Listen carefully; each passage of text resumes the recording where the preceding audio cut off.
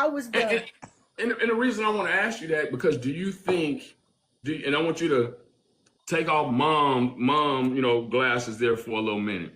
Do you think that she took that aspect of her father being so hardcore with the discipline and put some of that blame towards her mother and painted her mother as the villain?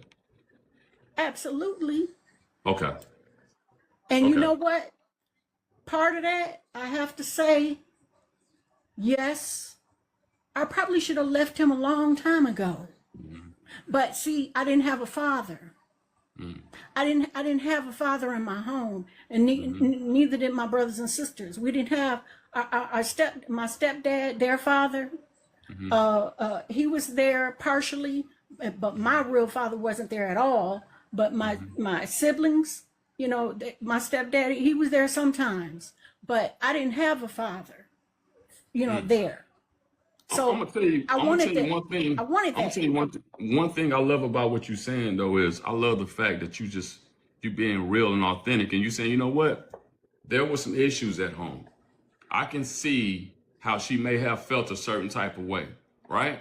And I was thinking about this earlier, and I'm gonna say it again. Children, understand, do some research. Go back and look at your parents and the way that they were raised. Go back and see, hey, does mom still have some past trauma from her upbringing and the way that she was raised that she's dealing with? Her and dad's relationship. What did that do to my mom?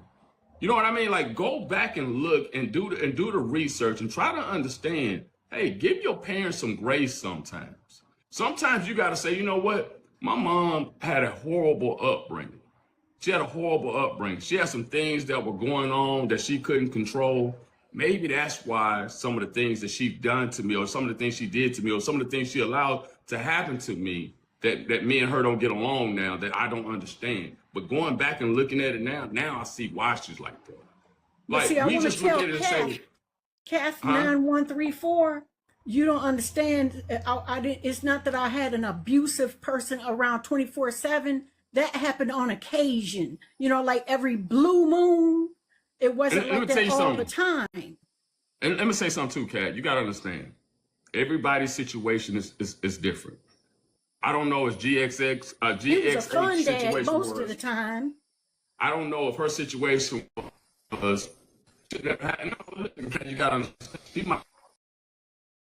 Her boyfriend at the time was the main provider. She was trying to figure out a way to get up out of that situation. Sometimes it takes time. Exactly. It takes time. And look, life ain't just that easy, y'all. Right. It's just not that easy.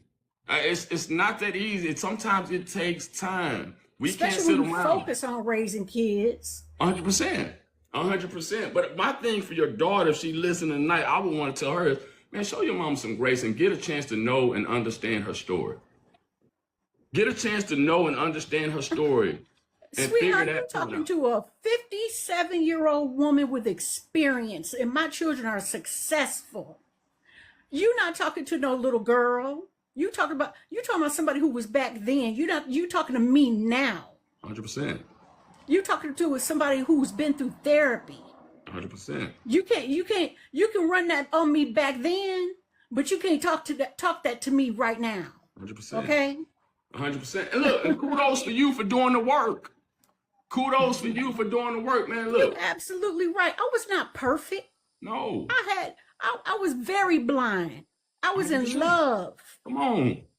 I was You've been there. Look, hold on. I want to correct something really quick. Go ahead, when Tommy. she was talking about a father being around, she said she never grew up with a father and Correct. she wanted a father. Correct. Not that she wanted to have an abusive child around her father. Correct. 100%. And like I say, man, she done the work. She's put in the work. And listen, like I say, man, nobody is perfect. We need to stop going around acting like, well, you shouldn't have did this. Man, we all done some dumb shit. We've all had. That was allowed one time. That was it. And I used it on him. Honest to God. I believe it. I'm a fighter. Ain't about no bullshit. You bring a belt out of my kid, I put it back on him, and I'm telling you, I used it. I'm the type of woman, I scare a man. Come on. Kath is not understanding what I'm saying. No, she's Shoot, not. I had that man running from me. Are you serious? He jumped gates to get away from me. Sounds like Lynn. So like, that's just like, hold on, I'm gonna bring in Christine. I'm gonna see. I Christine, ain't is that your innocent. I'm not innocent. name? Christine, how you doing? I'm good. How are you? Is it Christina? Christina, yes, sir. Hi, how you doing tonight? Thank you for joining the live. Absolutely. I appreciate you coming on tonight. What you got going on? Okay, so just like a little bit of background. I'm a mom. I have 8 kids. I have 3 that are adult children. I'm adopted. I was estranged from my adopted parents when I was 16 for 9 months, and then I reconciled with my parents. During that time, I lived with my biological mother. And after 24 years of being in reunion with my biological mother and father, I am now estranged from both of them. It's been a year from my biological mom. It was a year back in June, and it's been 2.5 months with my biological father. Wow. So what happened? I want to hear the story. Come on, man. We need to hear this. What happened? A lot happened. So the reason I wanted to get up here and especially talk to the mom that's talking right now. First of all, I'm very close to your daughter's age. I'm listening to you talk. It sounds like she was a very protective mother. And what I'm hearing is her daughter was very highly autonomous. I'm the same way. I'm a very autonomous human being, extremely. Kristen, explain that for Aaron. Yeah, you know I'm slow. Thank you, Thomas. Oh, no, you're good. Highly independent. Okay. Right? Highly independent. And I study human behavior. I have a degree in psychology, and I've written books on this, and I have been studying estrangement for the last year since becoming estranged with my birth mother. And I watch a lot of content on estrangement on both sides because I, number one, want to understand from the other side of the fence because I am a mother of adult children. I have 3 adult children. One's married, one's engaged. And I don't obviously ever want that to happen for myself, but I'm not oblivious to the fact that so many parents, it comes out of nowhere. They don't understand what happened, all the things. And I know that I am not immune to that. So I try to study it as much as I can and have understanding. And in doing so, and of watching, probably thousands of hours of content from both sides of the equation, I've seen a lot of patterns on both sides. And my reasoning for wanting to understand is because I also want to be able to have myself held accountable. If there were things that I should have done differently, if there are things that I should be doing differently, because I love human beings. I'm all about relationships. I'm all about understanding. But at the same time, I had to do what I had to do in order to protect myself. And my emotional side of things. And I want to ask this question. GXH, when you were a child, you said you didn't have your father around, but when you were a child, was your childhood unpredictable? Absolutely. Okay. Because what I think I'm hearing, and you feel completely free to correct me if I'm wrong, what I think I'm hearing is that you feel safe in life when you have the ability to have life become predictable for you. Is that correct? Do you feel better when you know what's next? I feel better when I know I'm in control. Okay. That's kind of what I was going to get to, because it sounds like your daughter is the kind of child that couldn't be controlled. And she don't tell me what to do. Don't tell me what to do with my money. Don't tell me where I can go. Get off my back. And from what I'm hearing, it sounds like she might have felt very suffocated. And I think maybe as a mom, you were just trying to protect your child. You didn't want her going down the wrong path. You were scared whenever she was taking train trips by herself because things happen, crazy things happen. And you can't imagine like, oh my gosh, my baby girl is taking this trip by herself. What happens if she gets kidnapped? What happens if something bad happens to her? And I don't know where she is. And that's terrifying as a mom. I understand. That's terrifying. I remember my daughter's going off to college is terrifying, especially when one's 3 hours away. And my second oldest just moved in with her husband halfway across the country, and she drove all the way there alone. That's terrifying, right? Like, it's so scary. Right. She forced me to get used to that too, because now I hear that she takes a trip and I still get so scared. Right. And that makes sense. Yeah. And that makes sense. You're a mom. You love your daughter. You don't want her to get in any kind of harm's way. And as a mom, like, we naturally want to protect them. And what I can tell you from my personal experience is my dad, my adopted dad, used to be the exact same way. My dad was a very controlling parent. He was very overbearing. He was the type of dad that he was moody, and he was angry sometimes, and all of those things. And that was ultimately why I left. And full transparency, I sued my parents when I was 16, and my birth mom actually got custody of me in that lawsuit. It was basically between the three of us at one point, and then I became emancipated. So when I say I'm highly autonomous, I really mean I'm highly autonomous. I was a kid that you could not steer, you could not manage. If you tried to manage me, I was going to go in the opposite direction 100% of the time. And so whatever my parents wanted me to do, I did the exact opposite. And the test that I usually have for parents in order to see, like, was my child this highly autonomous child, is, was your child the kid that when you said we're leaving to go out to dinner in 30 minutes, they waited until minute 29 to start putting their shoes on and to start getting ready? Yes. Because that's a highly autonomous child. Were they the child that, you know, whenever you told them, you know, I want you.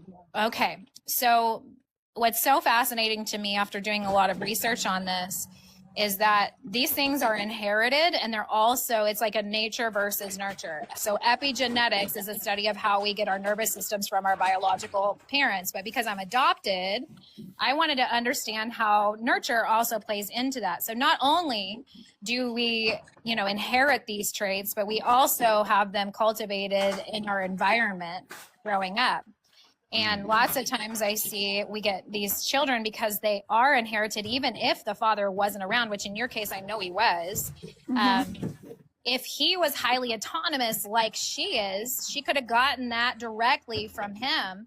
And if you were fighting with him, it's probably the same reason why you were fighting with her. And it could just be that what you were trying to do was to keep your daughter safe, but she felt suffocated. She felt controlled. And that type of child, whenever we feel like we're being controlled, we run in the opposite direction because it's literally suffocating for us. Yeah, I grew up under my grandmother and mother's thumbnail, and he grew up he was like a free range chicken, you know. His mother, he was able to roam anywhere he wanted. You know what, Christina, for me, I swear, just hearing you talk right now, you damn doesn't sound like you talking about me. I feel like exactly the way that you explained it, and it's hard for parents to hear that aspect of it, right? Because we take as being a parent that's overbearing, that wants to protect, that wants to do all this as just being a great parent. But you just broke it down in a way that's saying, like, you know what?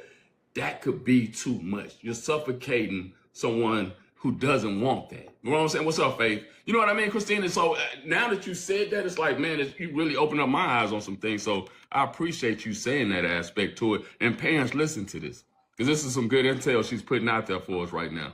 You know what I mean? So I appreciate that. But when you just said that, I was like, damn, I feel like you're talking about me. Right. Eye-opening. Very eye-opening. She's very eye-opening. 100%. No, I definitely appreciate that, Christina. I mean, so for parents, Christina, what would you tell them to do, like, moving forward? How to prevent something like that? Is it preventable? So it is preventable, and it's a matter. Okay, I'm gonna break this down in another way. I don't want to take up your whole live and take it over, but come on, we learning tonight. Okay, so I developed something to help parents understand this. I don't sell it. I don't ask for any money. I don't do coaching. I don't do any of that. It's just literally, I teach this to parents because I want the pain to stop on both sides.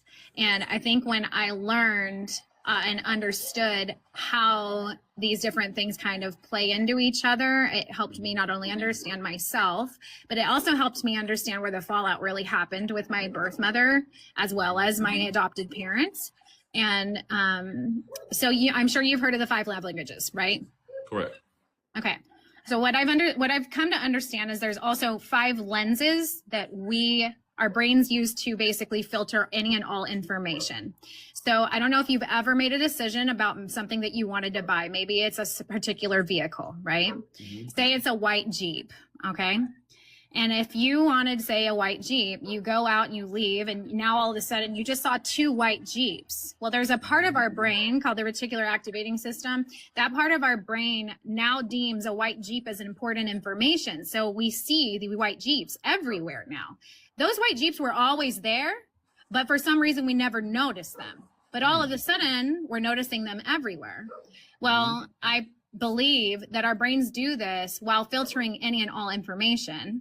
And so whenever we're doing that, there's 5 questions that our brain's constantly trying to answer, and the order of which those are answered and the importance of which depends on not only our genetics, but also how we were raised and how those things were cultivated. So what are those 5 things? Well, the first one, which would be that autonomy, right? Independence. So in every single thing that we do, if our autonomy lens is right there up front and personal, that's our primary lens that we're filtering everything through. We're asking the question, am I trapped? Do I have choice? Do I have freedom? So that first lens would be freedom. For some people, they don't even have that lens. But for others, it's the very first one. The second one is safety. And so some people need predictability. They need to know what's coming next. They need to be able to manage their environment and everything and everyone in it. These people are typically very good with taking vitamins, because that is like a ritual. They're really good at being predictable human beings. They're just great at that. I am not that person. I do not carry that lens. It is not there for me. Okay. I am a sprinter. Yes. Okay. Well, that makes sense. I am a sprinter. I am not a marathon runner. I don't do things well that require maintenance. Somebody that has that safety lens, they do a really, really good job maintaining things and keeping things predictable, because that's what they didn't have usually in childhood. They didn't have predictability. They didn't know what was coming next. So they create an environment for themselves in adulthood, or even in adolescence, that has the predictability, because that's what they need in order for them to feel safe. The third one is worthiness. So what you're looking for with worthiness is people will be very prone to being worried about how other people view them, what their image looks like. They're very, very concerned with like the clothes that they wear, the car that they drive, the house that they have, whether, their house is presentable and clean, and they're aesthetically motivated. Like they like a clean, pretty house. They are lots of them are, if you have that lens and it's high up in the list of important things that your brain's filtering information through, you're looking for, different, like they'll do a bunch of different jobs and certifications or degrees or whatever, because roles are very important. Whether I'm a mother is very important. If I'm a daughter, it's very important. Those things are important to people that have that lens higher up. Fourth one is connection. This is relationability. Like this is like your ability to have a warm, soft type of relationship with another human being. And those people that have that lens were chronically misunderstood as children. I see this a lot with estranged children. The 2 most common I see with estranged children is connection and freedom.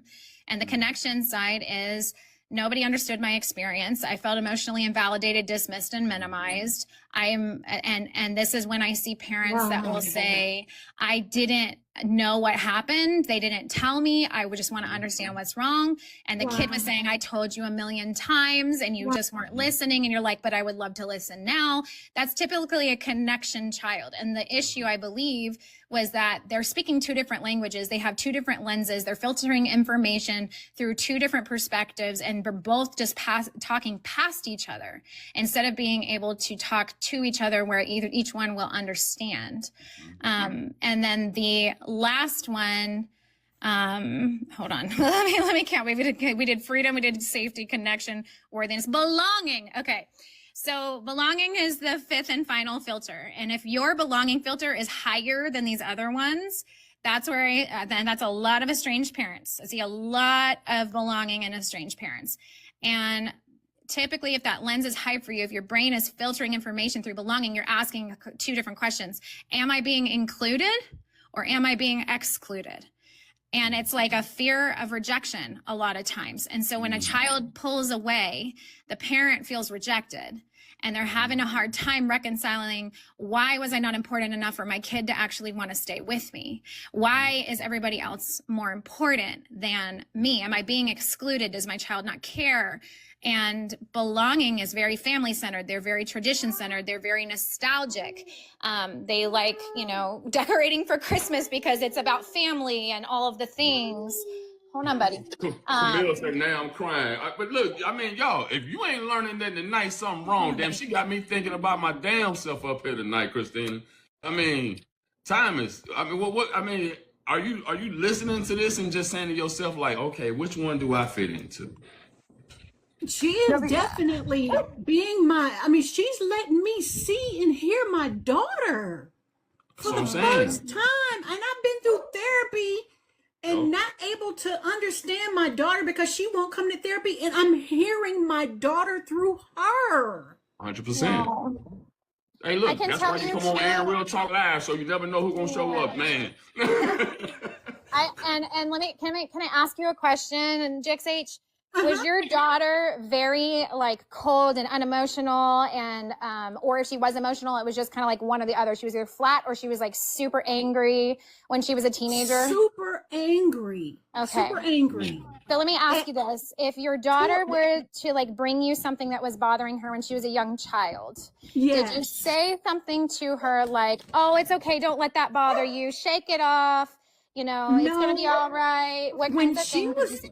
When she was growing up, she was so empathetic, and I'm like, what did I do to her to turn her? I changed her for something happened where I realized that. I said, wait a minute, I did something. I started taking accountability. I said, wait a minute, I changed my loving, empathetic, because she used to wipe my tears. She used to give me hugs and say, Mommy, what's wrong? Are you okay? And you know what it was? I started leaning on her like she was my therapist. And that was so wrong. Wow, that's amazing that you can say that and verbalize that. A lot of parents never even get to that. So kudos to you for acknowledging that, because that's a hard thing to say. Like, Christina, I tell people all the time, I say this to parents, a lot of times we're stubborn. And like you said, for GXH, to acknowledge and say, you know what? Hey, that was on me. That was on me, to look at yourself and say, you know what, to be vulnerable enough to say, you know what, that was on me.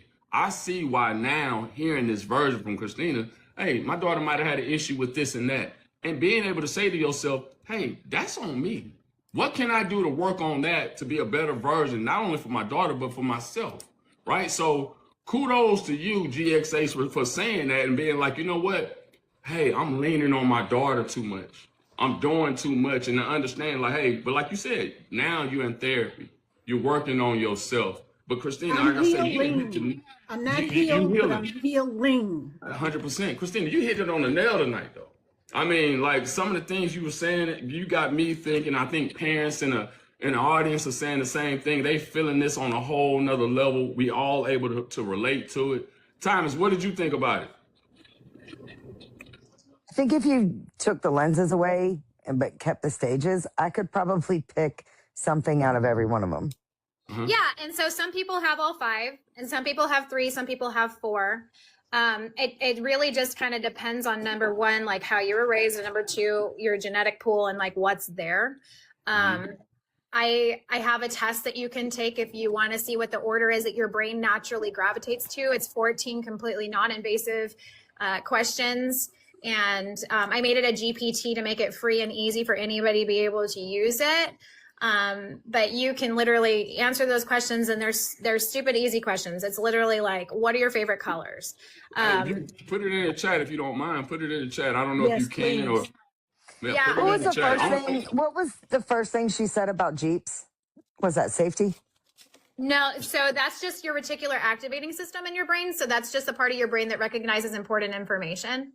But what's kind of funny is if you do like Jeeps specifically, if you like, like a Wrangler, for example, people that are highly autonomous, freedom people typically like vehicles like that, or they like fast cars, or they like crotch rockets. And the reason for that is because it makes them feel free, like they can escape, like they can go fast, like, they have freedom. And that's another part of it. You can literally use all 5 of these lenses and figure out what someone's likely lenses are by just looking at their patterns in their life. Vehicles are a huge one. Tattoos are another one. Like, let me freak you out for a second, okay? Freedom. If freedom is a high lens for you, or say one of your children, if anybody on this chat or whatever on this live right now has a child that has tattoos that represent birds of any way, that's freedom. Why? Because birds fly away. Right? So that's what goes through their brain. I'm trying right? to think of all the tattoos right now. Okay, so we got birds is one, like a phoenix, or even just like, the raven, or anything like that, flying away. You're thinking of escape. Anything that has to do with escape, okay? Patricia says my son has trees. That should be rooted. My son's a Marine vet, and I forget what he has. I know he has quite a few Marine Okay, so you have a military family. Watch this. So you have your son. Oh, hell, here we go. I would be willing to bet. I'm a Navy vet myself. Oh, here we go. Okay, here we go. Yeah, I'm married Ready? to one of them too. Oh, yeah, here we go. Belonging. And let me explain. So people that have a high belonging lens usually join groups. You're talking churches, you're talking military, you're talking government jobs, you're talking clubs at school, you're talking team sports. You have a football team or a basketball team that you like. I'm done. I'll see you later. Okay, why? Because it's about groups. You think tribally, right? So another thing, if belonging is a high lens for you, especially spot 1 or 2, you'll typically speak like we, our. If you're married and your husband were to say mine, my house, my bed, you're going to correct them. No, this is ours. These are our kids. This is our this. And that's because you literally think tribally. Now let's pretend your child doesn't have the belonging lens. What they're going to experience is suffocation, absorption. You're trying to pull me into this group and I want to be on the outside of it. That was me. So I was raised in a family that did not have any belonging in all reality, but my biological family did. I came from a biological family that was Italian and Nicaraguan, and they had huge Thanksgivings and huge parties. Belonging people do a lot of like tribal stuff, like ritual stuff. And I know that sounds weird, but let me explain. Movie night. Family game night, any kind of family party, large family parties, like that is a big part of belonging. Playing card games, playing board games, things that involve a lot of people. Typical foods would be things like pizza or hamburgers, or things that you can make a lot of and feed a large group of people. Why? Because it's a party food, so there's people around, okay?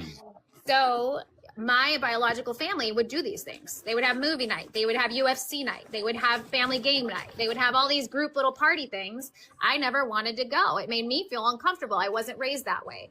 So in my family, I had one brother, mom and dad. I didn't have any other close relatives around. We had distant family. We sometimes saw at Thanksgiving, but that was really it. Then I meet my biological family, and they're getting together multiple days a week and doing all these things. And I'm like, this is so weird. I don't want any part of this. Well, here's what the falling out really came from. When one person is highly autonomous, AKA me, and your biological family or your family or you are high belonging lens, that belonging person views that freedom child as rejecting them for not wanting to participate in these group activities, when in all reality, they are not rejecting you.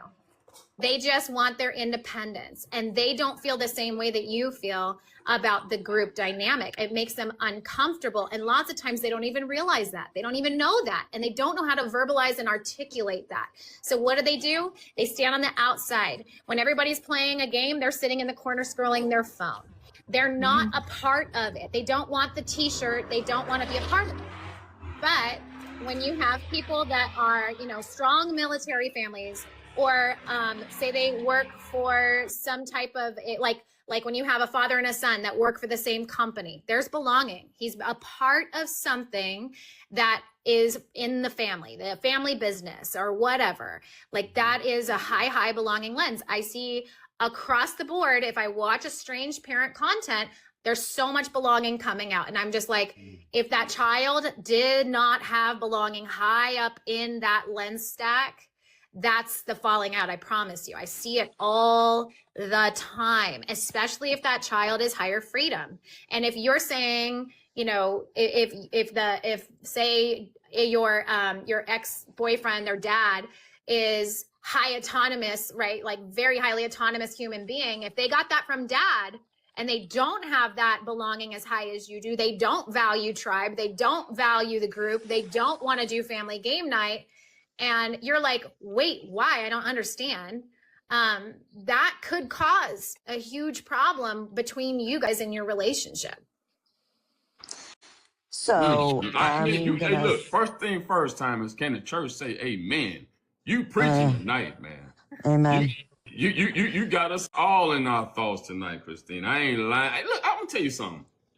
You know, and when I was listening to amen, like Queen say, damn it, amen. Whenever you were talking, I'm more on the lines of, I'm a relationship person, right? I'm the relationship. When you said that and you were just talking about that, I actually seen myself in that lens, right? Whenever you were talking about the relationship aspect. It just hit home. Like what Thomas was saying, I could see myself in a few of them, to be honest with you, but that one right there. It was really the words. Like when, I think you said prepared, right? Yep. Or, right. Well, I want to be prepared for where I'm going, but it's not a controlled thing. It's more about just being able to have predictability and managing your. Okay, so here, let me break this down again. So safety is about managing your entire environment and everybody in it. Freedom is equally, we're going to go with the word controlling, even though we're not giving it a bad connotation. Okay, we're just going to say that. Safety and freedom are equally as controlling. The difference is that freedom is about controlling self. That is the hard-headed, stubborn, Aaron, me, person. Me, definitely me. I'll go with that one, yeah. And here's what's fascinating is that everybody on this chat right now, everybody that follows Aaron's high freedom, they're all going to be high in freedom. And the reason for that is because we attract people that are like ourselves. We attract and are attracted to familiar nervous systems. That's what it is. That's the science behind it. So somebody who likes the, super preparedness, but doesn't have that other lens probably won't be in this chat because they don't like the way that it feels. It feels too vibrant and too loud, and they like calm and contained and, that's like non-emotional, not exciting. Right. Wait, say time. So, the same point of view. Well, it's funny you said that, Christina, because me and Thomas, we talk all the time, and when you come to our lives, we talk about estrangement, but when you see other folks' lives, it's never as loud and just outrageous as ours is. Ours is, it's normal. Look, this is a calmer version tonight, but normally it's all over the place and it's normally like real live and vibrant. So I get exactly what you're saying. Right, God and Aaron, it's just get live. And I go on some people's live and it's like, it almost seems like you're at a funeral. You know what I mean? Like and ours has never been like that. And me and Thomas has always talked about, like, I don't know why, but it's just very lively. If that makes sense. That's why.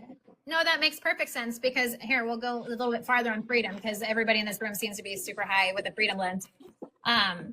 We like reactions. We like surprises. When we were younger, if we had siblings, we were the ones that liked to drive our siblings crazy and make them squeal. What about only children? Only children. Okay. If you're an only child, that would explain why a freedom lens would be so high for you because you were the only child. So you got what you wanted for the most part, all the attention, all the time. And you had the freedom to do what you wanted. You didn't have to like see what your sibling wanted to do first and, Rochambeau to figure out who wins. And, that was never a thing for you. So then sharing also is keep in mind that with an only child, you also don't learn conflict resolution. That's true. Yeah, it is true. And freedom typically tends to lean avoidant. So they tend to run from I didn't get that lens.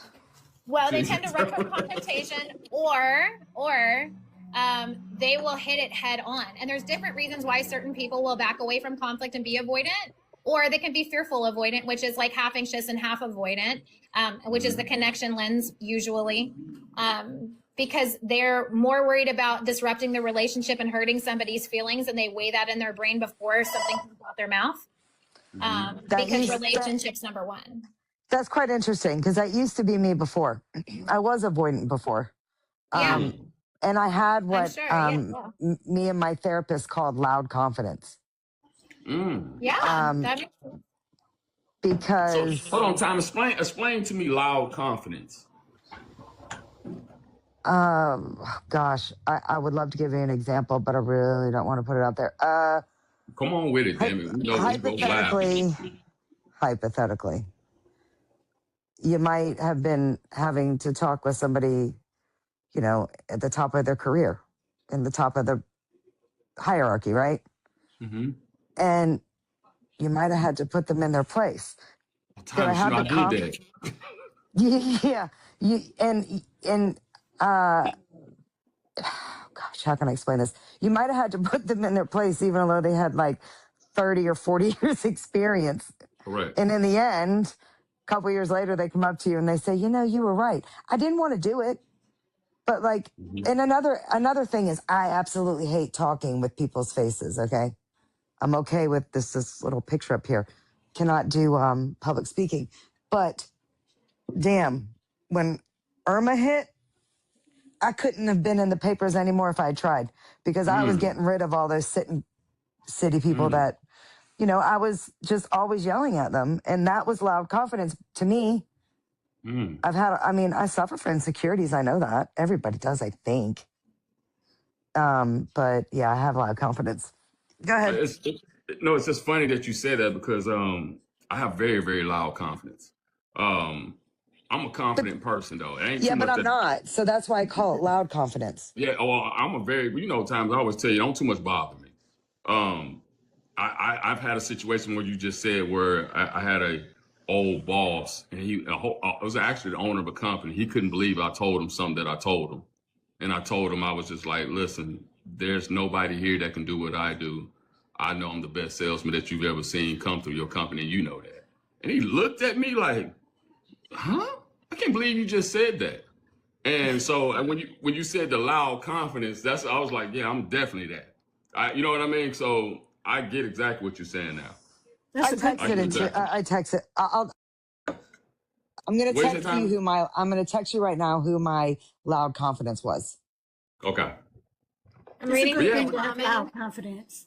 I'm reading through the comments. I see Faith's game gone wild. She said, I don't have a favorite color. That's such a typical high freedom lens response. I know whenever I give people the questions, they go, I don't read. I don't have a favorite color. I don't like that. Even if the word favorite bothers you, typically that's high freedom lens. Why? Because it's backing you into a corner. It feels like obligation. It feels like you have to pick something, or you're marrying an answer and you don't want to be backed into that corner. If that's you, the chances that your children are like that is so much higher. And so you're dealing with that same energy in a child version of yourself, and y'all are both button heads, and it makes perfect sense. Where's Faith said, Kath? I can't make a decision. Go ahead, Tommy. Yeah. Where's Kath? I don't know. She done left. Yeah. I would love to talk to Kat. Kat, you still here? She might still be in here. She might be listening right now, but she normally be talking plenty. I'm surprised I ain't seen her. But man, I do. Is this all like? I know you said it's science-based, but do the therapists recognize this? So I'm a TEA approved educator, which basically just means that I'm approved in the state of Texas to educate teachers and educators, any administrators in Texas for continuing education credits. And I also do trainings for therapists and nonprofit organizations. I've worked in the foster care realm for a long time. You're good. she is very well. Very good. Very well. Christine, I mean, I appreciate you. Man, thank you. I don't know if she did. Yeah, I appreciate you on a whole nother level because she pinned me from the start when she was like, you know, you want a new car and you're looking, all of a sudden you see these Jeeps. I went back to last weekend going to my husband going, Oh my God, there's another one Yeah. of these cars. I Yeah. wish that you could ease my mind a little bit more to help me, learn a little bit more about my daughter too, and what she's, and learning a lot about that, that kind of person, because after my offspring turned into adults, it's like I don't know them anymore Why do we Okay, refer to them as so offsprings? because well, I because can't I they're can't call them kids. No, but she's your daughter. I know, but children. they get offended when I call them my kids. They say we're not kids anymore. They get so upset. So they trained me. Highly autonomous. Both of them highly autonomous. Yeah, because they trained me not to say. It's like I'm insulting them when I say that. No, I'll tell you what the whole underlying mechanism is exactly the same. Okay. So what they're doing is they're saying, don't label me, don't cage me, don't back me into a Right. corner. That's what they're saying. That's what they're communicating. So it doesn't matter what you call them. If you put a label on them, they're going to reject it because they feel like they're being backed especially the into a corner. youngest one. Don't put a label on me. Yeah. And so let me tell you something, and this is important. Please hear me out. Okay. I see a lot of videos of parents saying no contact is a trend. I'm going to argue with that for a second. I'll explain my reasoning. Because highly autonomous individuals that do not carry belonging, which are the people who tend to go estranged, are not trend followers. They actually are the ones that are completely against trends because they are autonomous. They want independence. They don't follow TikTok trends. They don't do the dances. They don't use the trendy songs.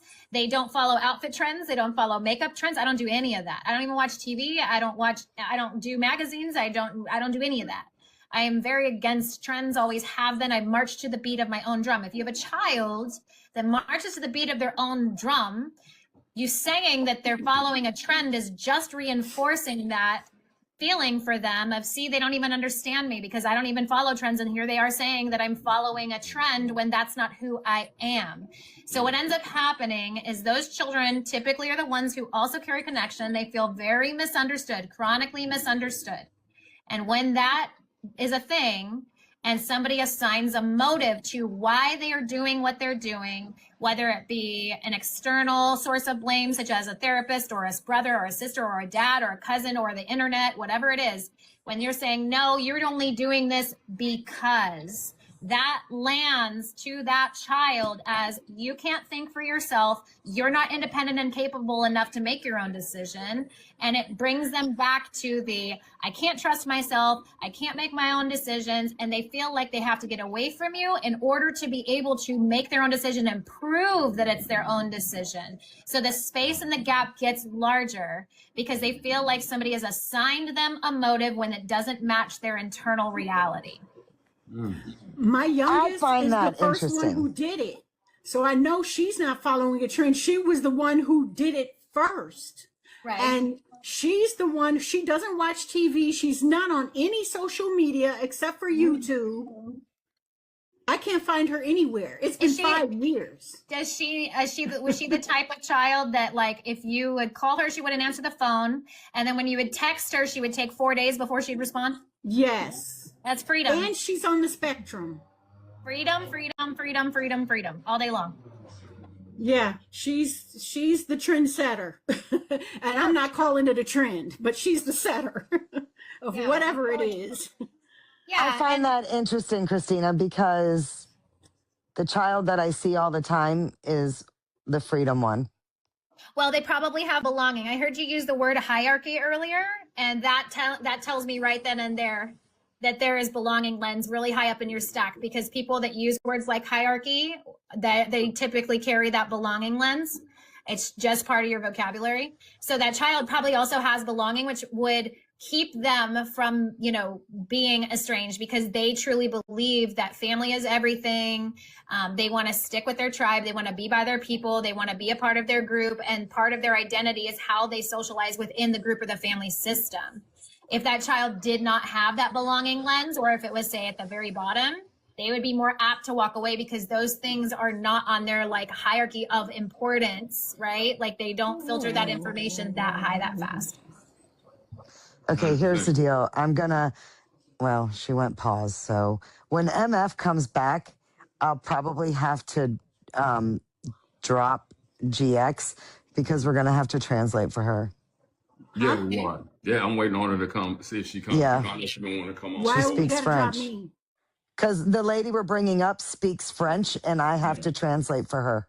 Oh, Yeah, je parle un peu de français. Je t'ai pour la Exactly. maison. Yes. Oh, See, look. Y'all didn't know y'all was getting in real talk on the French edition. You know? No, Oh, but she we dropped. have Never space mind. for another person. Let me see. Hey, and listen, it's got a lot of people trying to join right now. I apologize. We can't let everybody up, man. Everybody and their mama here is trying to join, but I apologize. Because when you bring too many people up, it gets just ridiculous. So I apologize about that. But if MF, you want to come back up, come on back up. And Faith, hold on. What she said, I can't tap. What does that mean? You just tap the screen, just hit Aaron in the nose with your thumb. Yeah, hit me in the nose. You're trying to come up. I don't know if you want to. Bree says, as an adult adoptee who has no contact and a therapist, estrangement comes after a long pattern. I agree with that. It is a pattern. I'm gonna try to let you up right quick, Faith. Hold on. Well, Diamond, you are a moderator? Yeah, Yes. hey, Diamonds run everything. Okay, I didn't know that. Okay. It's okay. All right, Yeah. I'm going to go ahead and go. And thank you you're so good. much for having me. And Hey, Come back. Christina. Oh, GXH, I'm sorry. Hey, honey, if you want to add me and send me a message, I'll give you I my sure phone number and will. we can have a conversation, okay? I'm going to do that right now. Let me Okay. add Hey, you. anybody that want to hit up Christina, man, Richie. make sure you're following her. Hit her up, shoot her a DM. Yes. Anybody. I followed her because I want that test. Yes, I'll give it to I was you. wondering who Faith kept figured it muting out. me. She can now. Yeah, I will absolutely Okay. send it out to you. Thank you, GXH. What I found Appreciate it. interesting, what you talked about with the military, was tribal and all that, but I never got involved in any of that. I can't speak for my husband because I wasn't, tramping around the world with him. But um, I've never moved to a duty station with him Yeah, that makes sense. I mean, some because people join the I was military, some people hyper. don't. I was hyper, and I was a military brat, but an only child, very close to her parents. 100%. Sounds like belonging is higher than your freedom. You know, Christina, one thing me and Time is we always It's always try. it's neck and neck, Christina. It's very Yeah, possible. They could be like tied for first place. It's super possible. Or they're One fighting thing- each other. Yeah, they could 100%. be. One thing, Christina, me and Thomas, we try to do on these lives is, we don't want to be all parents, all children. We want to keep it, what I'm saying, it's equal. We want to be like, hey, look, like I always say, they got some trash ass parents out here too. We know Of that's the course, truth. yeah. You know what I mean? And then you have some entitled children who have made some piss poor decision and blame their parents for everything. So it's hand in hand. And that's one thing we try to do is keep it open communication. We don't want to put nobody in blame, knowing every situation and every scenario is different. You know what I mean? So we big on that. We big on that. I'm really big on that too, because at the end of the day, this is about relationships. It's not Correct. about the title. Correct. And so that's why I'm super passionate about this subject, because I feel like this, first of all, transfers over not just with parent-child relationship, but it also has a lot to do with our romantic relationships, our jobs, like everything. It transfers all the way across. And once you recognize these things, and once you're able to kind of like see where, oh, I was totally missing what this person was trying to tell me because I thought that they thought like me. They don't think like me. Right. And we tend to do that. We tend to believe that everybody does things for a reason, because we would do that one thing for that same reason, but they could be a completely different motivation because they're looking at life through a completely different lens. Like I'll give you an example. I had somebody that, well, I'm just going to tell you who it is. My ex-best friend is now married to my ex-husband. And she had time. Lord have mercy. Come on, like time. Lord. And Lord have mercy. so I'm gonna take a drink today. I'm going again. So we were having a conversation. Y'all motherfuckers say you like soap operas in here. Oh, honey, I got stories for days. I don't want to hear Come them. on, Christina. So she and I were having a conversation like 2 weeks ago, something like that.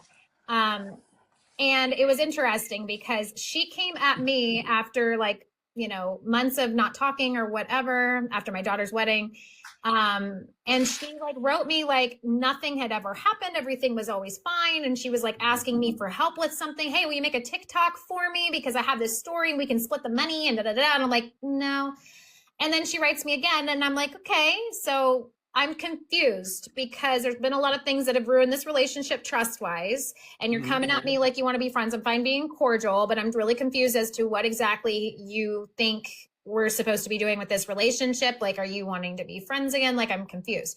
And so she tells me, yes, I miss you. I miss the times that we had together. We were such good friends for so long and this and that and the other. And I'm like, okay. And I had made a video where I had mentioned her. The video was not about her. It was actually about why I decided to go estranged. And it did have something to do with her, but she was not the main character in my story. Okay. And I didn't say who it was.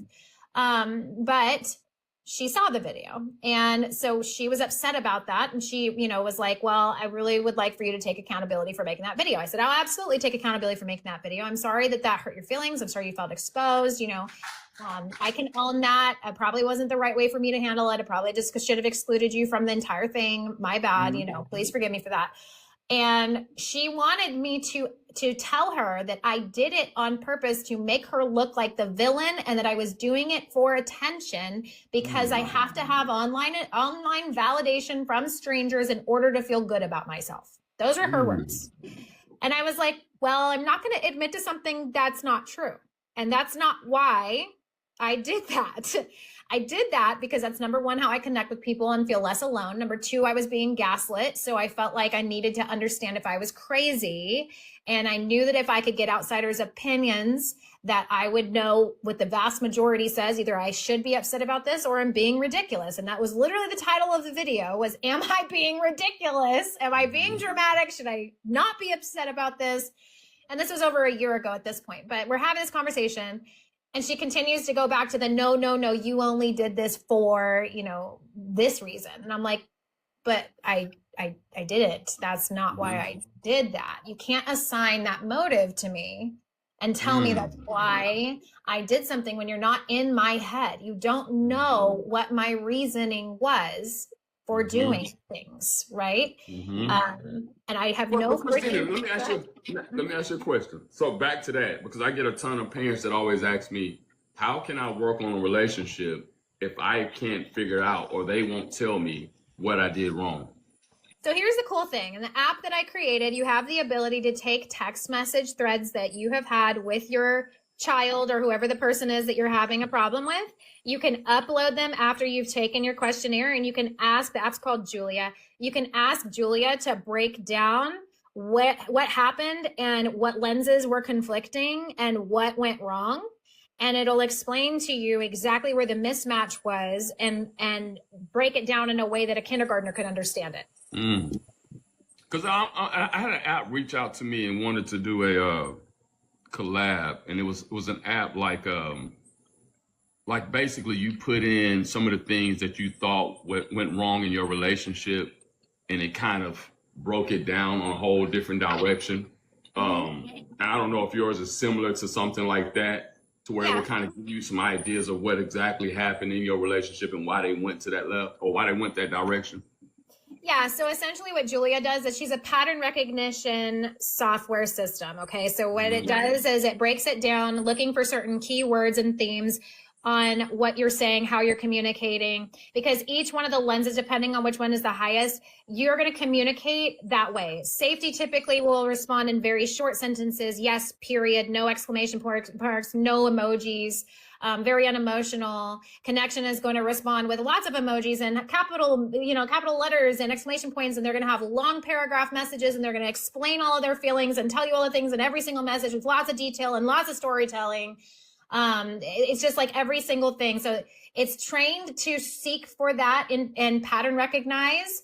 And then it can essentially translate into your own lens what that person was trying to say to you and how you guys were talking past each other. And then you can also give it enough information and ask it enough questions to where if you ever did want to reach out to that child or to that parent and you wanted them to actually hear you instead of, you guys talking past each other, it's going to give you that letter. It's going to tell you what to say. It's going to make it to where it calibrates to what their lens is, because it can see their lens through their communication style and the things that they are saying and writing to you. Brian said sound like a wife.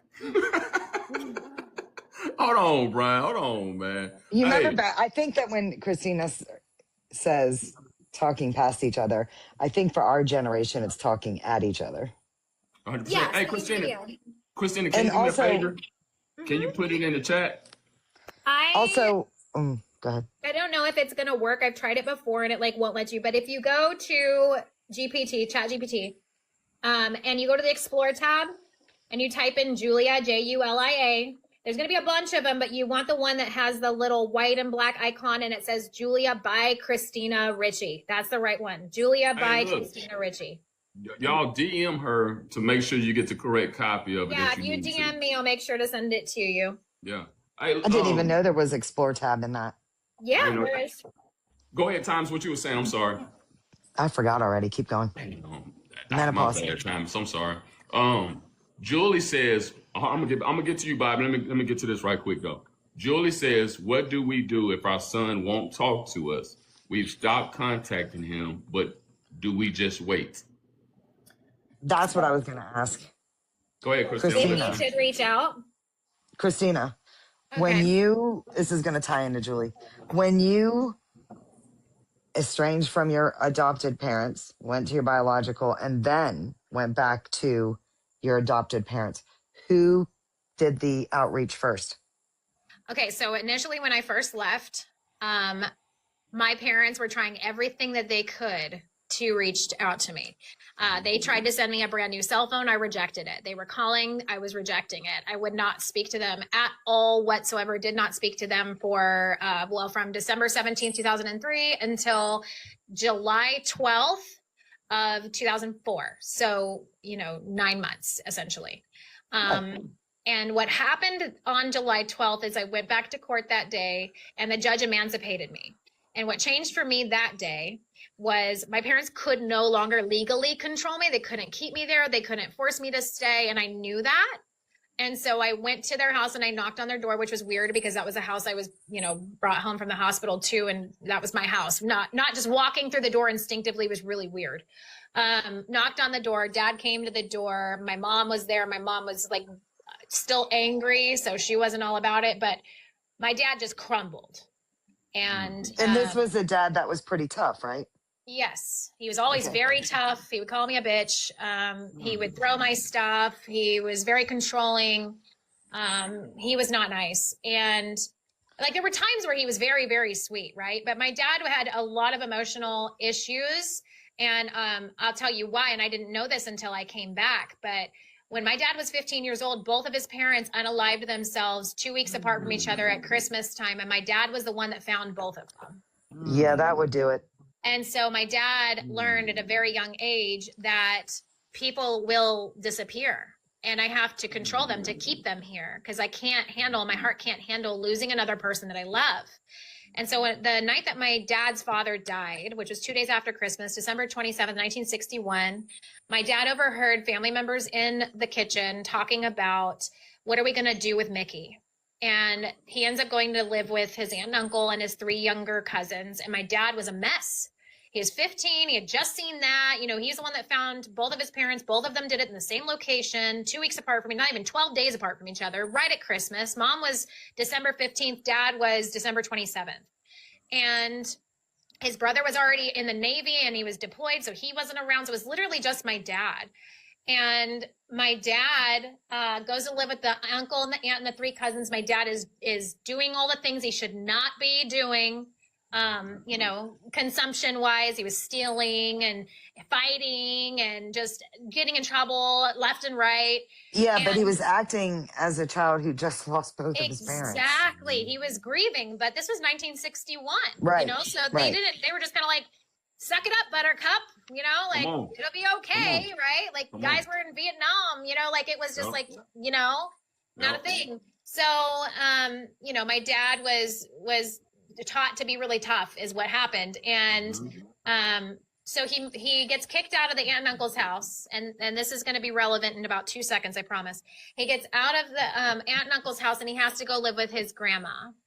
And he's living with grandma for, you know, about a year and a half. He's 17 years old. He goes out with a friend one night. He's partying. He gets so intoxicated that he comes home and he cannot make it up the stairs to his upstairs bedroom. And so he passes out on the staircase. And he wakes up the next morning with a pillow underneath his head, a blanket on top of him, and his elderly grandmother asleep next to him on that staircase. Big Mama coming through every time. Big Mama gonna do it every time. Every time. He woke up and saw his grandma laying there with him. And he said, I can't hurt her anymore. I can't do that. And that was the first time my dad ever experienced emotional safety in his life. She could have yelled at him. She could have lectured him. She could have woken him up. She could have said, what are you doing? Why are you doing this? And made him go up in your room and you're grounded. She didn't do any of that. She just met him where he was at. And so that is it. Meet people where they are. Let me ask you a question too, because I tell parents this, I tell children this all the time. A lot of times we don't know the backstory of our parents. Like, we don't know why our parents are the way that they are. We don't know why the version that we have as parents, why they do the things that they do, right? And so my question to you is, when you know your dad went through something like that, a lot of trauma, I'm guaranteed he's a man's man, never did therapy, never did any of that. Did you look at him, you know, bringing you up, raising you, and say, you know what, now that you're a full-fledged adult, and you say, you know what, now I kind of get and I kind of understand my dad's struggle. Did you ever come to that point? absolutely. But here's the problem is that, and by the way, his grandma's name was Julia, and that's why the app is called Julia. Okay. So my dad, yes, I now here's where the argument is interesting, because intent does not erase impact, right? Correct. And so we have to acknowledge the impact, even if our intentions were good. We still have to take responsibility for how our behaviors have impacted other people, our children, our parents, our siblings, our coworkers, our spouse. Like, we still have to take accountability for it. Correct. And so I think the issue comes when parents or kids have a hard time with the accountability factor. But when it comes to my dad never told me any of this.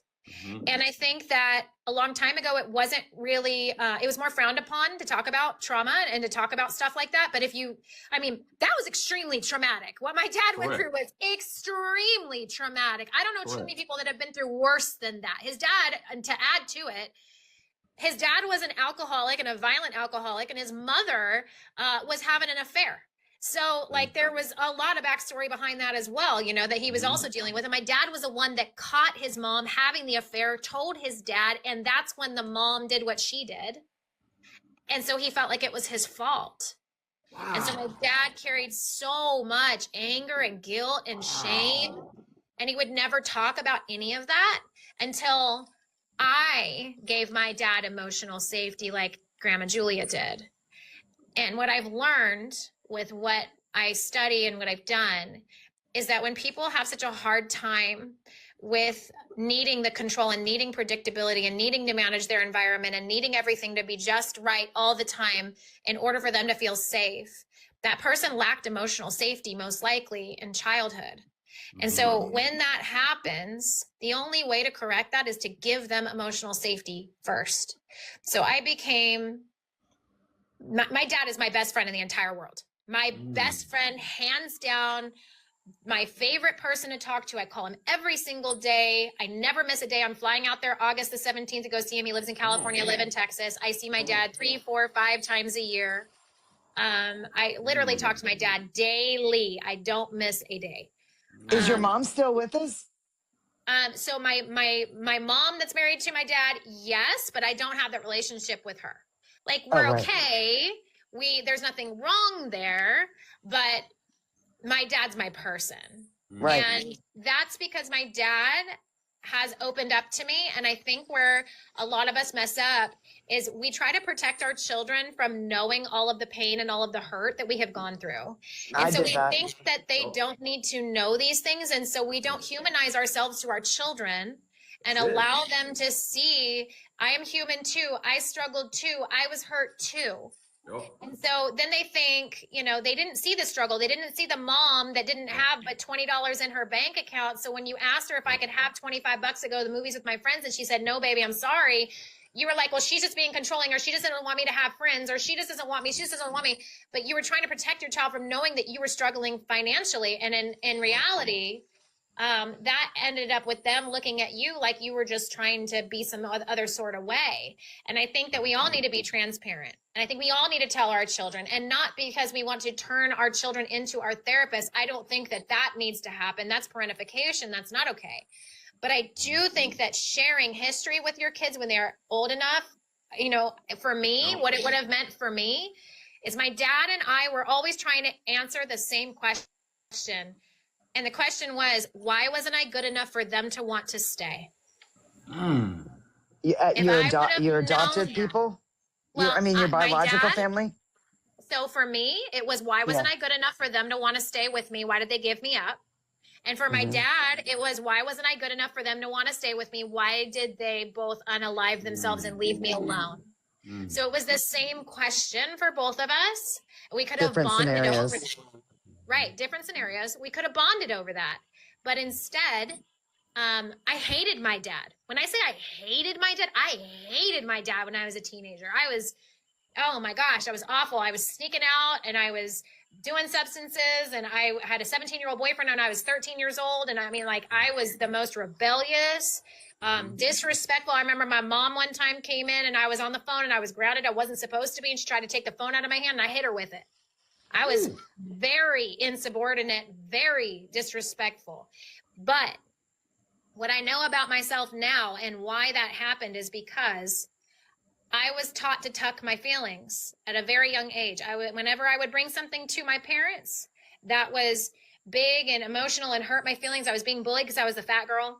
I would bring that to my parents. My dad was always too busy for me. He was always working, so I could never talk to him. And then my mom, or he was in a bad mood.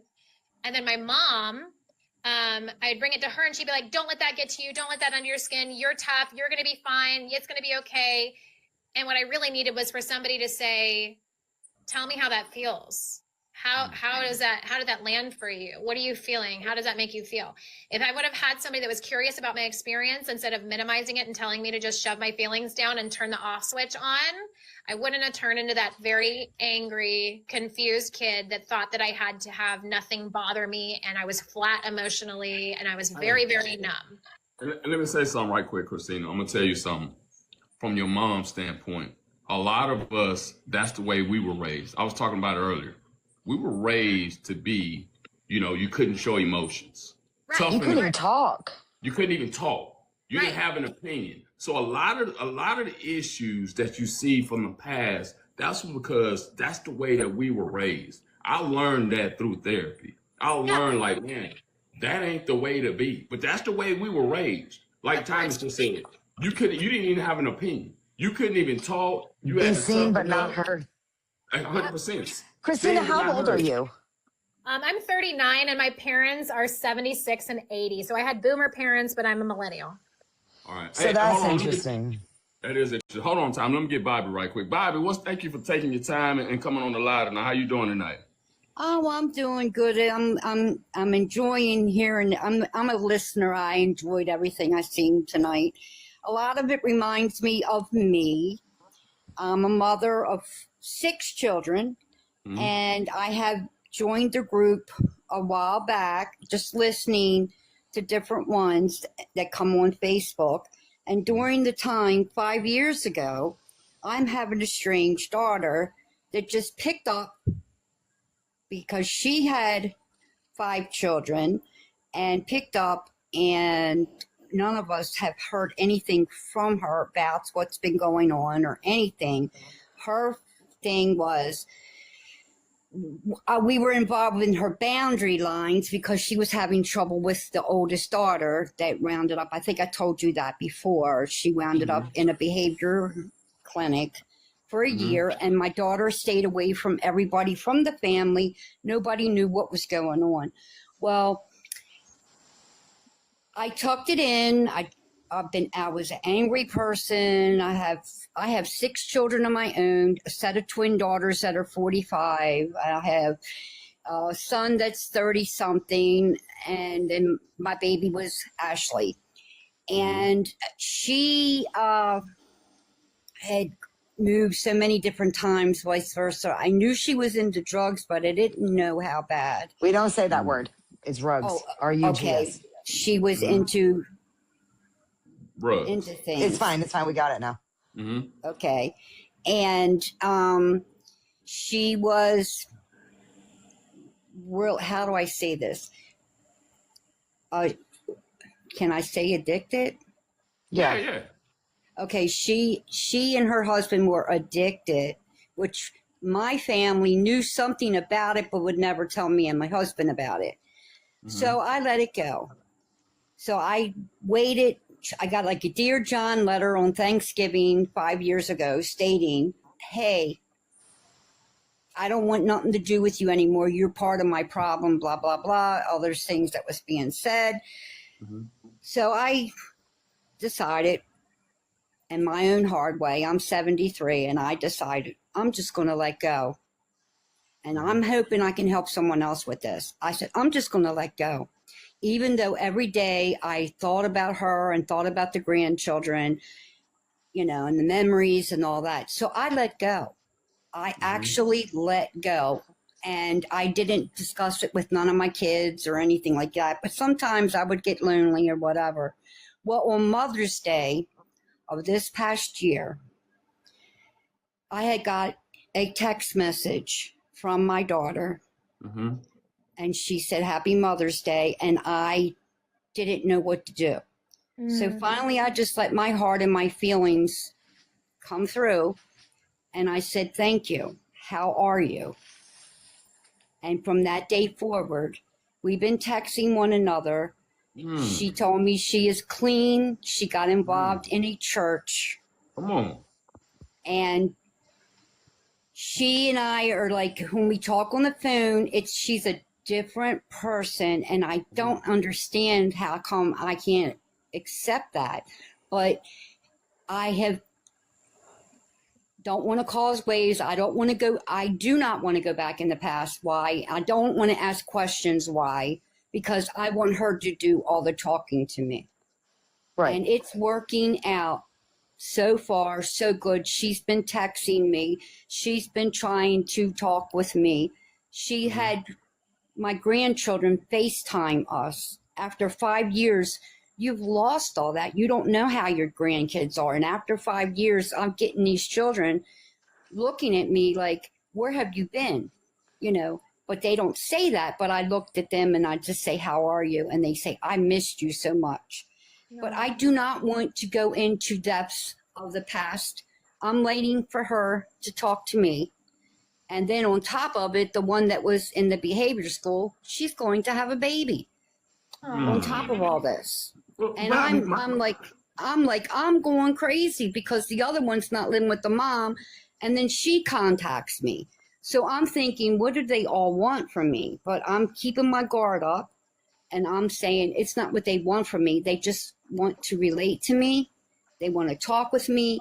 You know, I hear some of these groups say, oh, let them go. Don't talk to them. They're, you know, it's their You're problem, not going to hear whatever. that here. And You're gonna hear that here. this is the group that I hear that's saying, let them come to you.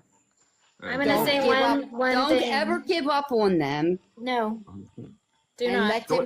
let them come to you. And even though I don't like hearing some of the things that she's saying, but I'm happy for her. She bought a farm. This girl was nothing, had nothing. And she bought a farm when she got in with this church. And she's doing all her research and problems because she's trying to tell me she has autism.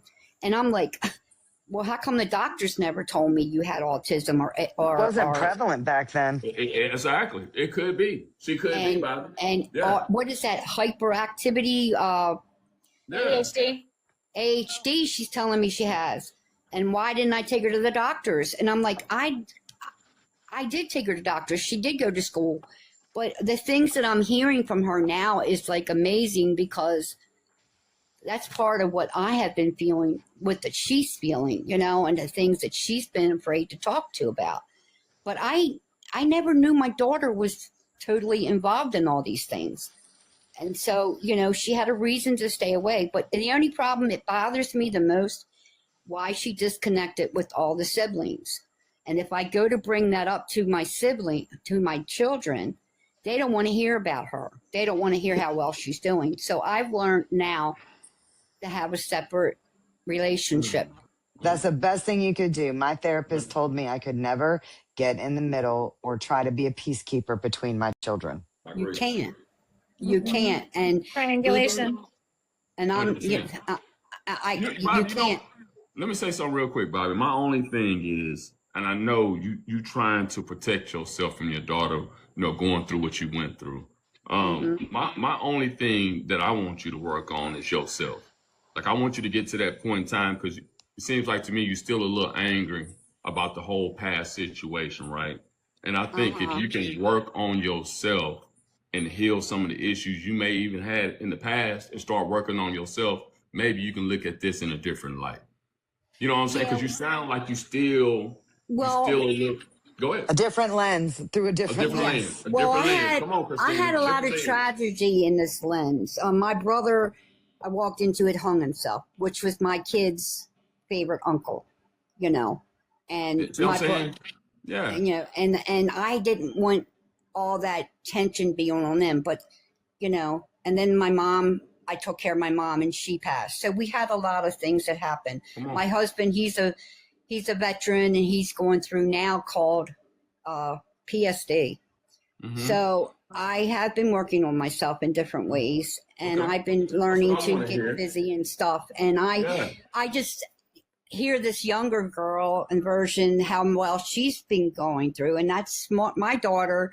One of my twin daughters are 45, and she became a psychologist. So she and I talk here and there with different things. And I just wanted to know, don't ever give up hope, because if you don't hear from your children, you know they got to be doing good, or they just don't want you to be involved. But it's just cycles run in families so much that, you know, you have to get out of those cycles. 100%. What do you want to say, Christina? I was going to say two things. The first thing I wanted to say is, if your child steps away, your number one goal should be, if we're using like a house for a metaphor, I build houses for a living. So that's, that's what comes to my mind. Your child leaves home, right? And they have a bedroom, and that bedroom's a hot mess, right? And you're standing there looking out the door, wondering if they're going to come back, or maybe you're chasing them down the driveway, when in all reality, if you go back inside and you clean that room and you make it nice and inviting for them, if they do come back, it's nice and beautiful and pretty and inviting and safe for them to be able to stay. But if you're so focused on looking out the door, out the window, or chasing them down the driveway, that room is still a mess inside. So we have to cultivate that space. That's what my dad did. And that's why I'm so close with my dad now, is because my dad was no longer worried about trying to make me stay. He was worried about cultivating an environment that I wanted to be in. And that's exactly what he did. My dad's amazing. And so that's where I think a lot of parents get confused, because they're trying so hard to figure out how to lure them back in, but that bedroom's still a mess. We got to go clean that room. Well, I'm kind of scared, because she's inviting me and my husband down to see her place. And it's okay to be scared. I want to go down there to see her and everything, but I'm afraid. Why are you scared? I'm afraid that she may say something to me about the kids or her brothers or sisters, and I just don't want to be involved in all that mess anymore. Set your boundary. What's up, Jennifer? Yes. Yeah. But I agree with Christina just said. I'm gonna tell y'all the way I always tell y'all. If you sitting around waiting on your child to come back and not working on yourself, when the version of your child one day that comes back, you still are not healed. You still going through the same emotions. You still upset, and you so mad. You need to be, when your child, when they get to that point in time where they say, you know what, hey, I've matured a little bit. I've been through some things. I want to start building this relationship with my mother and my father again. They should be coming back to a different person.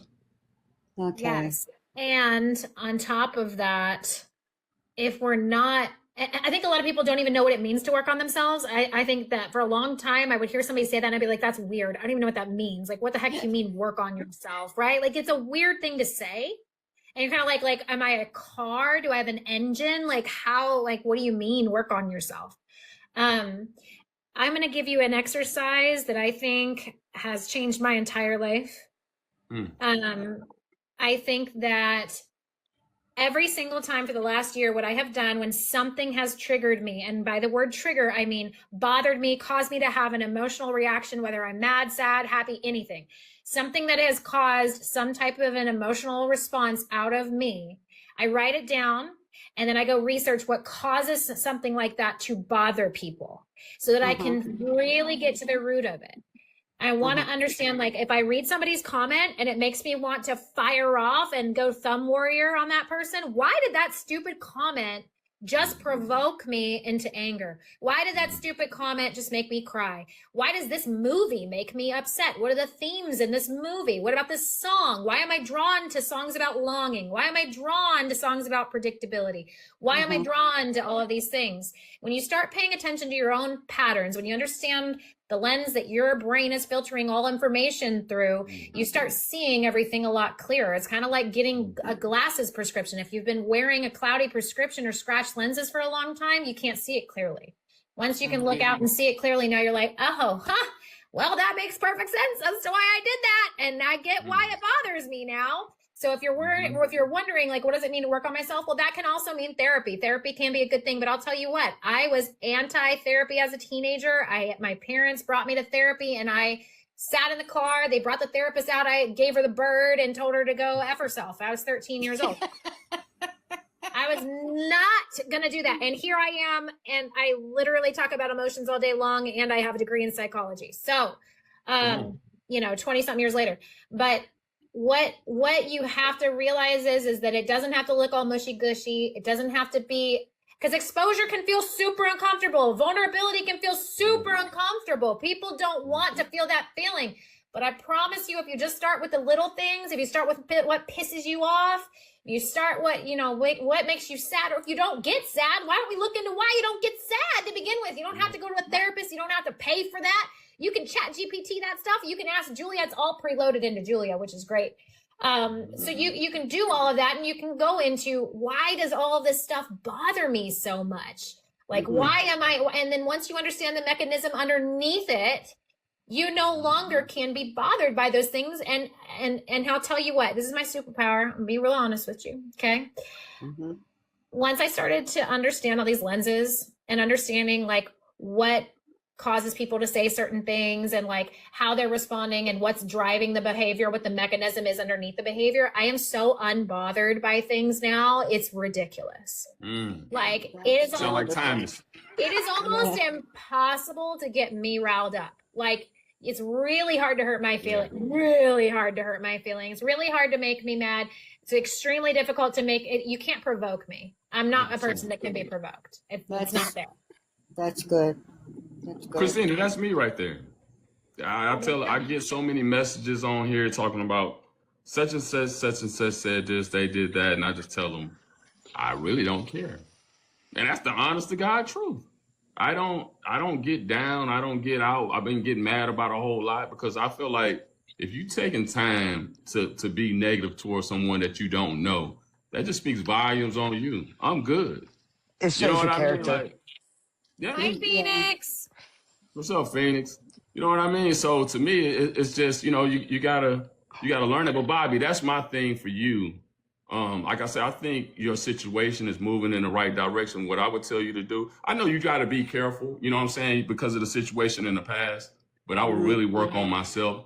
He'll deal with some of the trauma that you've had in the past, work on you, because this situation with your daughter, it may be something special. It may be, reconnection and not getting back to where it used to be, but starting something new. Yeah. What's up, Phoenix? Well, You know I thank what you very much. I enjoy watching you all, and thank you. thank you. Good I night, appreciate Bobby. you, Bobby. You too. All right, guys, I'm gonna hop off too because my phone's about to die. I'm on 6%. All right, You got 8 Christina. kids to Thank go you for take popping care of on. them. We appreciate you. You're Thank so you. welcome. I'll pop in some other time. Say hi. Do it. Let's do it. Appreciate you. Absolutely. Have a good one. Bye. Good night. Night. Ooh, Lord, another good live, y'all. Man, shout out to my girl Holly. I started to put an APB out on you, Holly. I ain't seen you in a while. I appreciate it, Brian. I ain't seen you in a while, Holly. I was like, man, where my girl Holly at? I was worried. When we don't hear from you from a while, we get nervous around here. Ain't the right times? Yep. Yep, we get nervous, Nobi, man. where's Nobi? She's probably doing kitty on the street. Hey, got the red lipstick rolling. You know what I'm saying? Yep. Got the red Yep. lipstick rolling.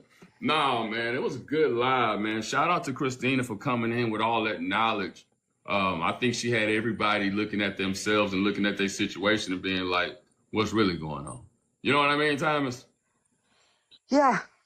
Yeah. What do you think about it? I mean, if it's science-based and therapists agree with it, then the lenses could make sense. But to me, I mean, I don't know. I'll have to look at the Chat GPT thing. But I am not going to any app for therapy. It's just not happening.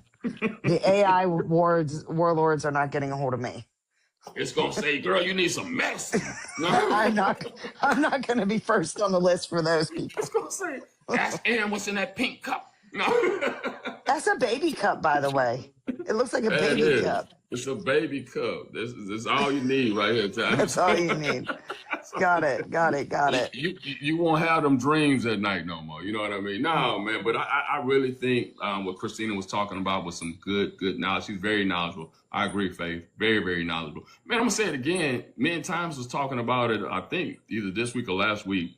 We were saying that I don't know how or why, but people find our lives, and man, we get some interesting people that come on the lives and share their stories and help out a whole lot of people, man. So we appreciate anybody that hops up and comes up and and help people out in the crowd and in the audience. So thank you. You know what I mean? Because we talked about it last week, Thomas.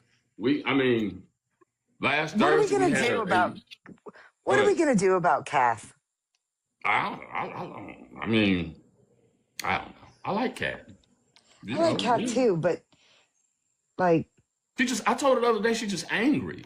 everybody just gets lumped together with her. Yeah. Does that make sense?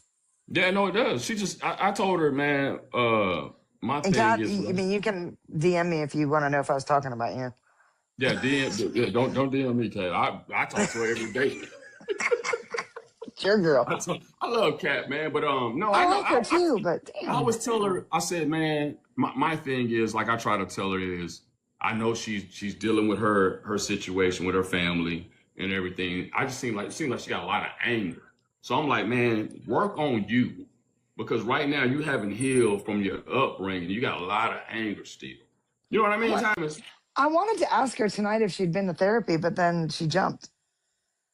Yeah, I can't believe she left. Because most times she stays. I can't either. Yeah, so maybe that was her calling. Like, man, nah, I'm gone. Like, I would love. She her didn't want to talk hear about the me. lenses. Yes. Hey, she's gonna be right. She's flying in right by me. I told her I'd take her to dinner. Yeah, I know. I seen you last time telling you to take her dinner. She didn't take me up on that offer. She didn't respond to you. Like, I ain't trying to be with you. I No. love Kat, man. Kat is very opinionated. She calls me out on some BS. Hey, look, and listen, guys. Me and Thomas always talk about this. See how you've been gone a while. Listen, it's all cool to agree to disagree on certain things. We good with that, right? Everybody's not going to agree with everything we talk about, and that's fine. People cannot do that.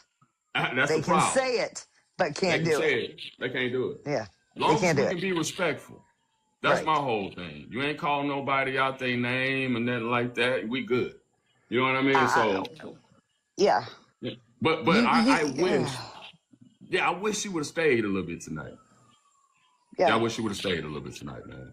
But no, man, it was powerful tonight, man. We have some great lives, man, and I appreciate you, Times. You Well, I help appreciate so you. much.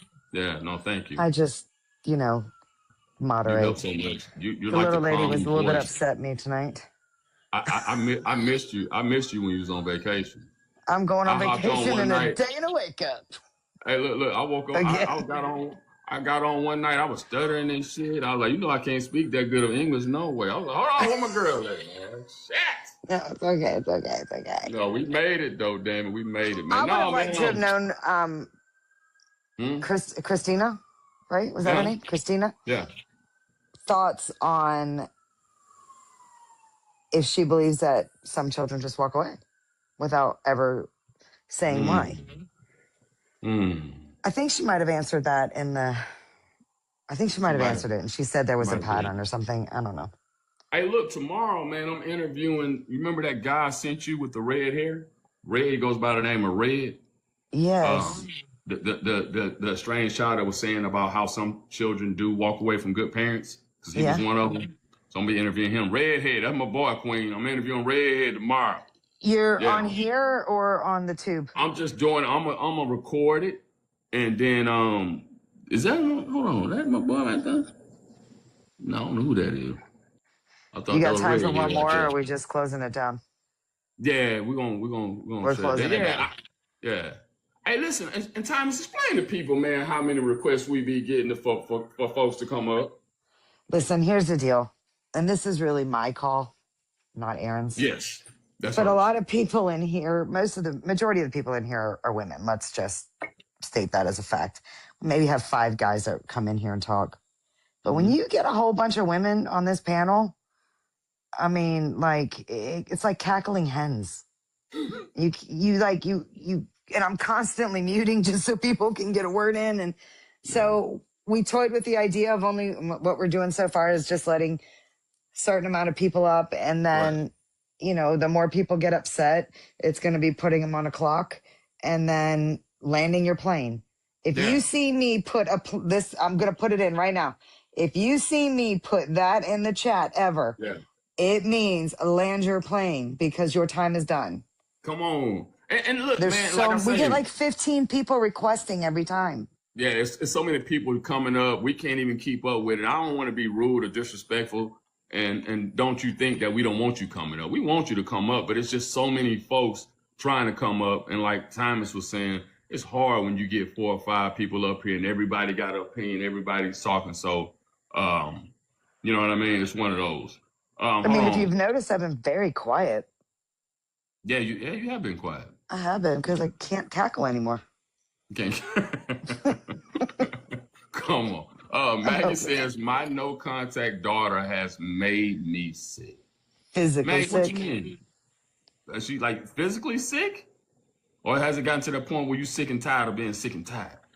Let me know that. No, but I just wanted you guys to understand that because I looked over there today. I was like, damn, it was a whole list of folks. And that's trying to why come up. when that lady called me out, he said, Thomas is in control of that. Yeah, I always tell y'all, that's all times. I see you. Yeah, blame me. Luckily, my DMs are off. Yeah, I'm sick with sadness. Depression. Man. But I mean, we can't diagnose you. We're not therapists. No, I mean, you said sick with sadness. Sick with sadness. Man, you got to come up next time, Maggie.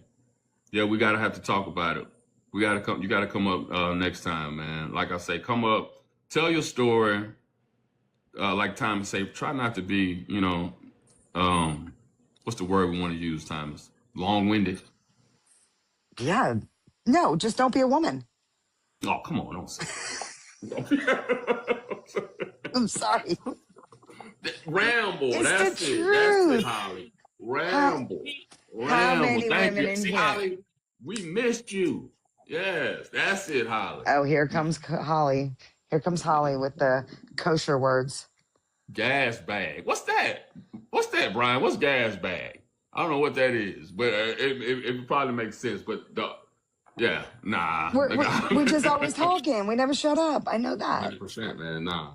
But like I say, man, next time Maggie come up, we can talk to you. You know what I mean? Like I say, anybody wants to come up, man, reach out to us. DM Timus. Diamond's DMs are not open. Hey, I love Brian too. Brian's my guy. I love Brian. No, hey, I appreciate it, Faith. Hey, Faith, next time you can come up too, man. I tried. I invited you. I don't know what happened. I'm going to play my title game in bed. Come on, man. Come on. Title game. Yes, that's a video game, man. That's the relaxation right there. Yeah, that's relaxation. Someone that I was like, talks there's to me. still Okay. sports on? Hell yeah, you see it. Y'all know football season coming up in a minute. Oh, there we I go. denied He it for said, is tonight. someone, oh, no, don't even, I don't want to talk about football. It's like a mistress in my family. Huh? My Football? husband, man, he's got like 4 TVs going with all these games on, and you're just Hey, like, you can read about it online. tell your husband to invite me to his fantasy league. All right, Queen. Tell him hit me They up. do a couple. They have college ones too. Yeah, I know, man. I be losing too much money on college, man. Look, but tell him to invite me to his NFL. I will. Listen, guys, I appreciate y'all, man, for rocking with me, man. Y'all make sure y'all have a great night. Queen, I'll see you. Holly, good seeing you again. Thomas, as always, thank you so much. Kelly says, there's hope, my daughter.